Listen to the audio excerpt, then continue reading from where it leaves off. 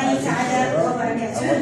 شكرا للاساتذه والدكاتره، شكرا للحضور الكريم، شكرا لطاقم الاعلام والصحافه وحي طاقم الاعلام والصحافه. كوني اعلاميه وصحفيه ومحرره بجريده النهضه الدوليه، وكوني جمعويه في الجمعيه المغربيه، وكوني كرئيسه في الكلمه اللي قالت الاخت اسمي الكريم سعيده تراث اللي ضاف في مدينه مكناس، الصناعه، الخزف، الموضوع اللي كنت نتكلم فيه تكلمت فيه، ولكن السؤال اللي كنت غادي نطرح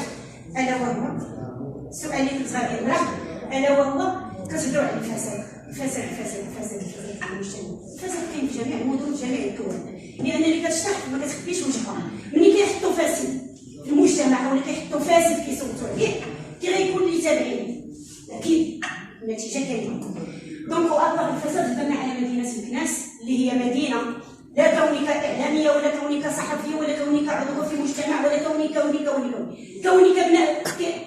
مكناس، كابنه هذه المدينه.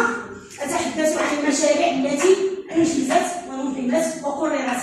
مثلا الامير عبد القادر قال لنا غادي يقوموا ببناء هدم الامير عبد القادر في شهر 6، وجاو التعليمات الاساسيه وجاو جميع يعني الوثائق المثبته بان الامير عبد القادر غادي تهدم وغادي تولي تما ساكنه وغادي نتحولوا وغادي يكون مول حتى الدار الكبير، وجات وثائق واثباتات.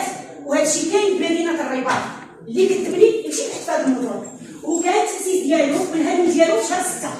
بغيت نعرف علاش تنفى هذا الباب، علاش حيد هذا الشيء من مدينه مكناس، وعلاش كاع المشاريع اللي كتجي من مدينه مكناس ما هو السبب الرئيسي والهدف من الغايه والوسيله من قتل هذه المدينه.